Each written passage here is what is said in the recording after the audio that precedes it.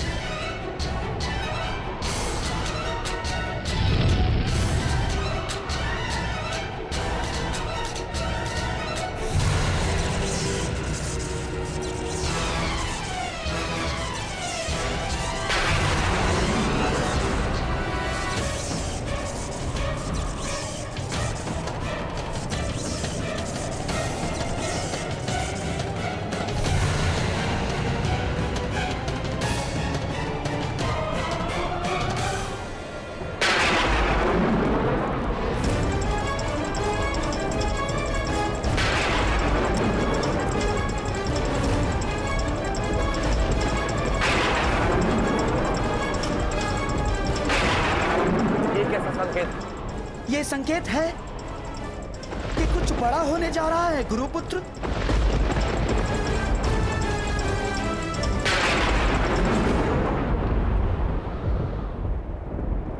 ये सब क्या हो रहा है आर्य? आपके गांडीव से ये स्वर कैसा? ये स्वर गांडीव की प्रत्यंचा का नहीं है पांचाली, मेघ गर्जन का है। परंतु कुछ समय पहले तक आकाश में ऐसा कोई संकेत नहीं था। मुझे भी समझ नहीं आ रहा है। जैसे आकाश में वज्र खड़क रहा हो और प्रतीत होता है कि इंद्रदेव की दृष्टि टेढ़ी हो गई है। नहीं विकोदर, ये संकेत है कि किसी की दृष्टि कई वर्षों के पश्चात किसी पर पड़ी है।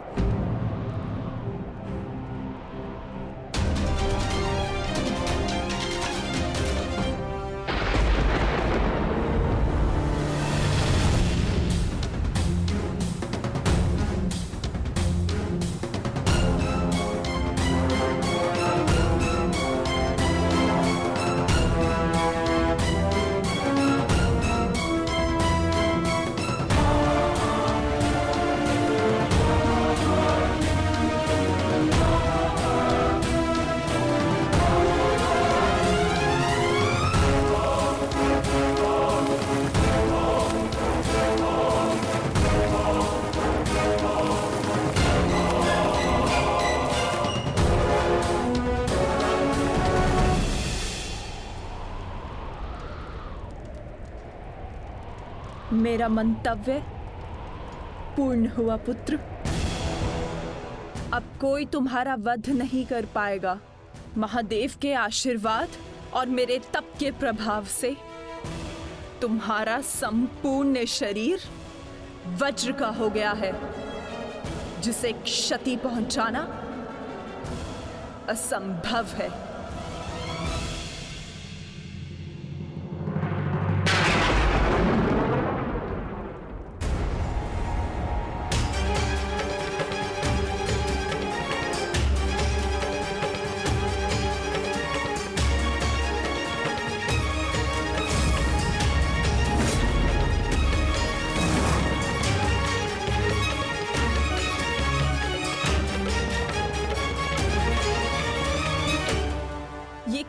किया दुर्योधन? मैंने तुम्हें निर्वस्त्र होकर मेरे समक्ष प्रस्तुत होने का आदेश दिया था, तो तुम क्यों ये अंतर्वस्त्र पहन कर आए? माताश्री, बहना, क्या हुआ? क्या हुआ? क्या हुआ बहना? महादेव के वरदान का उपयोग करने के लिए मैंने दुर्योधन को निर्वस्त्र मेरे समक्ष प्रस्तुत होने का आदेश दिया था, ताकि इसका सारा शरीर वज्र का बन जाए। परंतु ये क्यों किया दुर्योधन? ऐसा क्यों किया?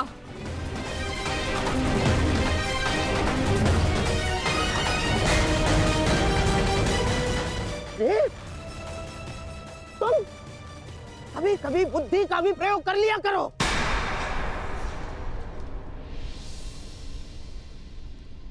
क्या कह रहे हैं मामाश्री? आप ही ने तो मुझसे कहा था कि माता के समक्ष पूर्णतः निर्वस्त्र होकर नहीं जाना चाहिए। आप ही ने कहा था। मैंने कहा? मूर्ख हो गए हो तुम। मैं कब मिला तुमसे? और ये सब कुछ मैंने नहीं कहा है तुमसे। नहीं, यदि आप मुझसे नहीं मिले तो वो कौन था?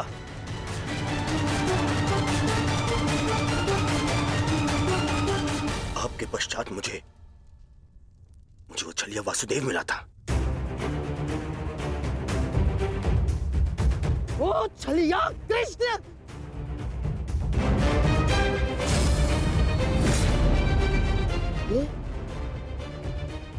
ये सब उस छलिए का किया धरा है दुर्योधन।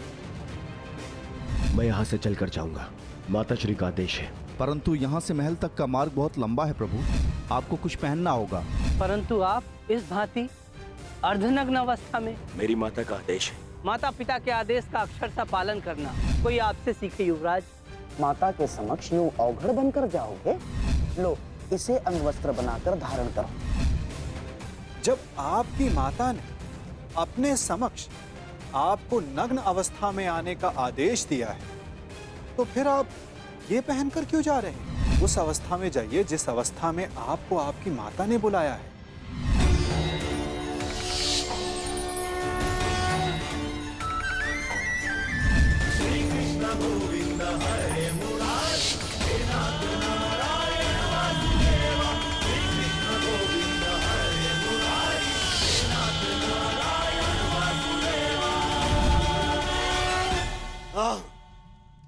ये सब उसी के कारण हुआ है।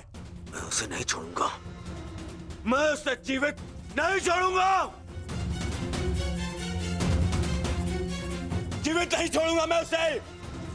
बहना, बहना, मुझे ऐसा लगता है कि अभी भी समय शेष है। एक बार मेरे होने वाले सम्राट को पुनः देख लो।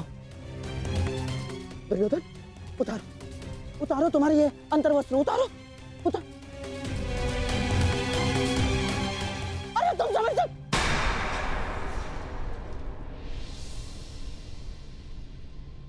कुछ नहीं बचा अब, कुछ नहीं बचा। वर्षों से संचित किया तप मैंने समाप्त कर दिया है भ्राताश्री। इसके पश्चात कुछ नहीं हो सकता।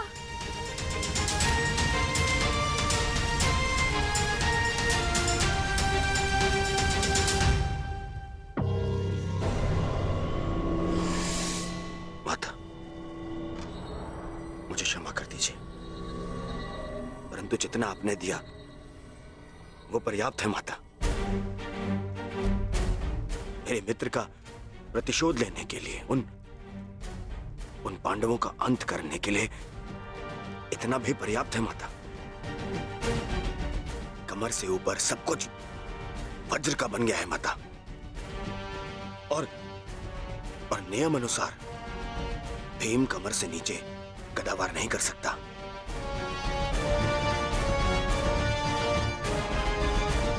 आप चिंता मत कीजिए माता।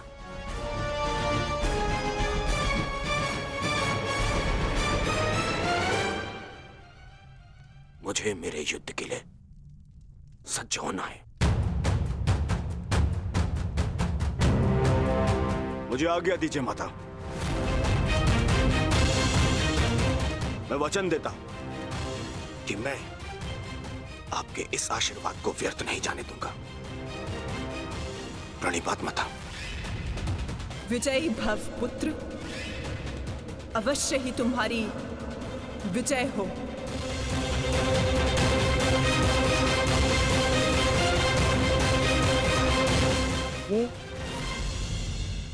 ये सारा खेल उस छलिए कृष्ण का रचा हुआ है बहना।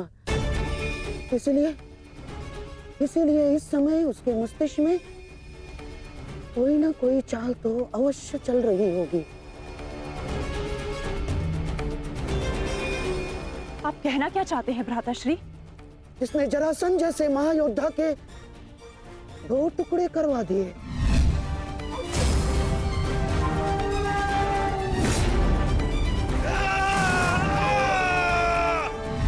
जिसने महामहिम भीष्म को उस शिखंडी का सहारा लेकर शरशैया पर लिटवा दिया।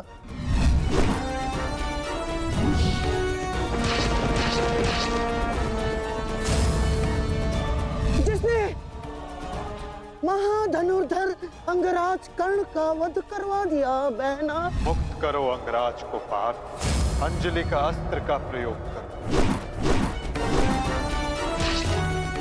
वही उद्धव, वही माधव, वही योगेश्वर, वही नटवर, वही छलिया।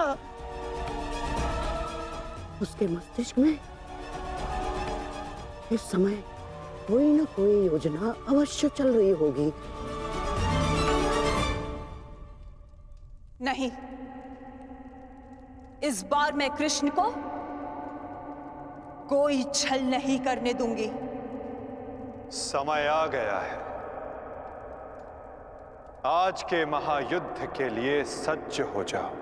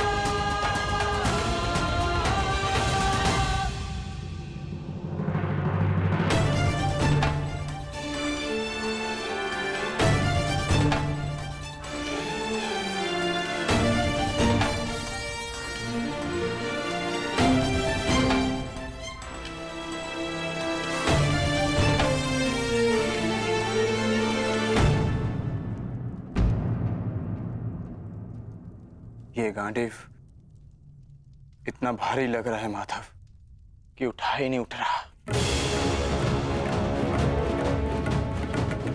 हाँ माधव, ज्येष्ठ की मृत्यु के पश्चात शस्त्र भारी हो गए हैं। शस्त्र भारी नहीं हुआ है विकोदर, तुम्हारा मन भारी हो रहा है।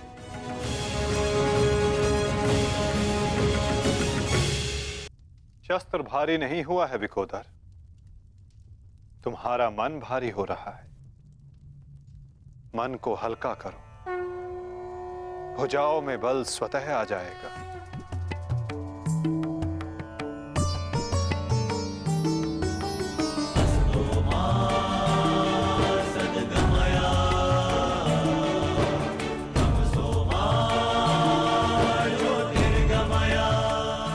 तुम सब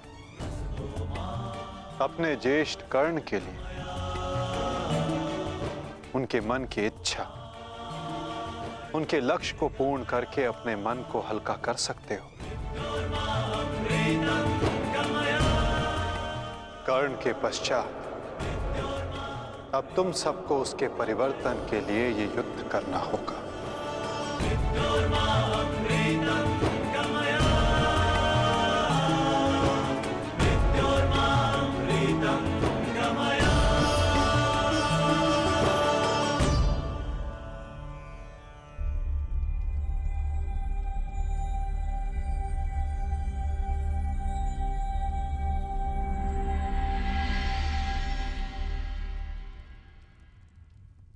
तुम्हारे ज्येष्ठ कर्ण का लक्ष्य उचित था, किंतु मार्ग अनुचित था, इसलिए वो पूर्ण ना हो सका।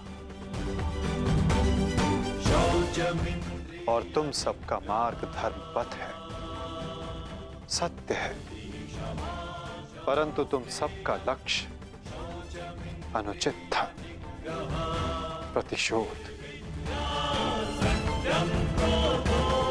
अब उचित मार्ग पे चलकर उचित लक्ष्य के लिए युद्ध करो, परिवर्तन के लिए युद्ध करो, और यही तुम्हारे ज्येष्ठ कर्ण के लिए सत्य में उचित श्रद्धांजलि होगी।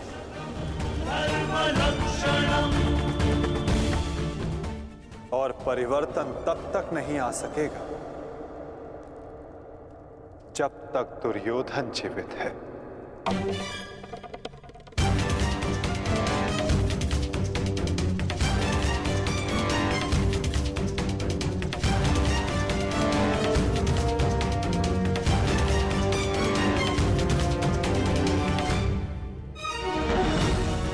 कर्ण के पश्चात अब भी युद्ध भूमि में कुछ अपने हैं जो तुम सब के विरुद्ध खड़े होंगे। कर्ण का शरीर भले ही नष्ट हो गया हो, परंतु कर्ण की आत्मा, कर्ण की सोच अभी भी जीवित है, और ये सोच बहुत कुछ जीवित कर देती है।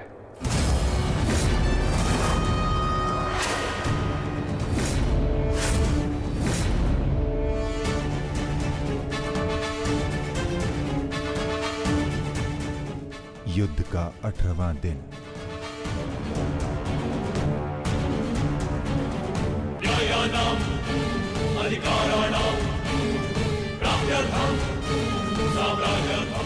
कर्ण उस दीपक की भांति है जो बुझने से पूर्व दूसरे दीपक को प्रकाश दे जाता है और फिर उस प्रकाश में लौट कर आता है।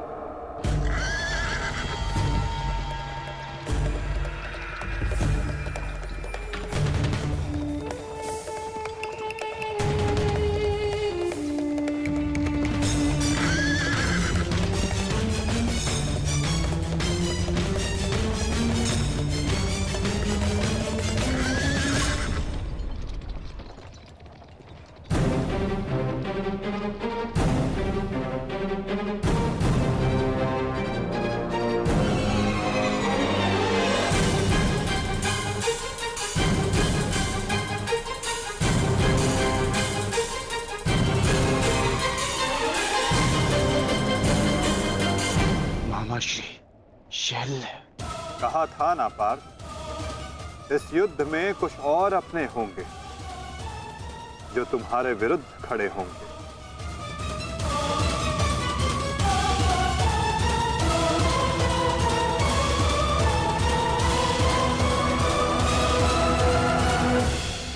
मैं जानता हूं मैं अंगराज नहीं बन सकता, परंतु मद्राज की साहस का दर्शन अवश्य होगा। मैं वचन देता हूं, जो मैं सारथी बन के नहीं कर पाया वो अब मैं अपने रथी के रथ पर आरूढ़ होकर अवश्य करूंगा। ये मेरा वचन है।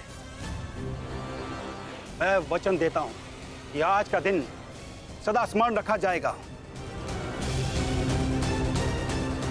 न बंधु न सखा, न बहन न कोई भांजा, आज शल्य के लक्ष्य में कोई बाधा नहीं बनेगा।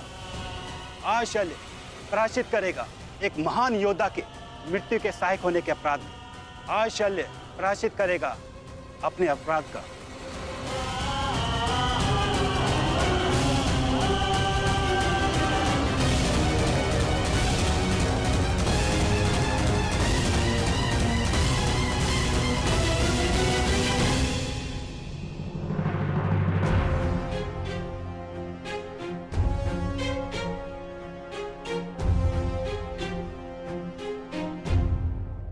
यदि ऐसा है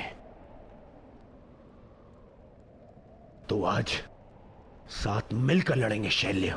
आओ मेरे साथ मिलकर मेरे मित्र का प्रतिशोध लो। सर सेनापति शल्य। सेनापति शल्य की, सेनापति शल्य की, सेनापति शल्य की।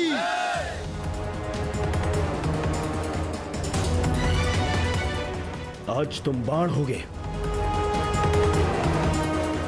और मैं ढाल।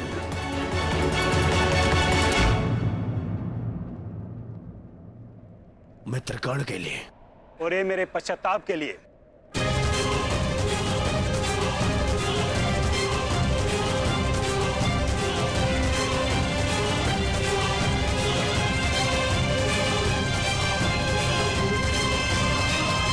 आक्रमण!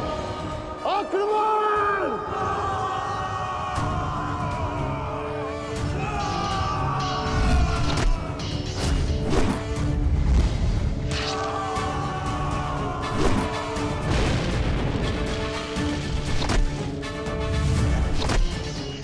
हे महारथी कर्ण के नाम,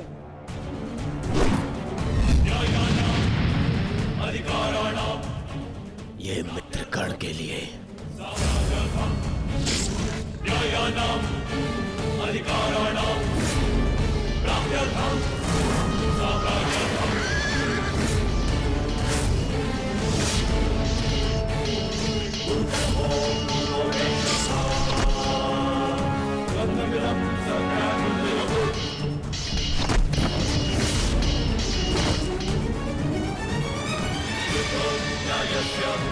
Yeah.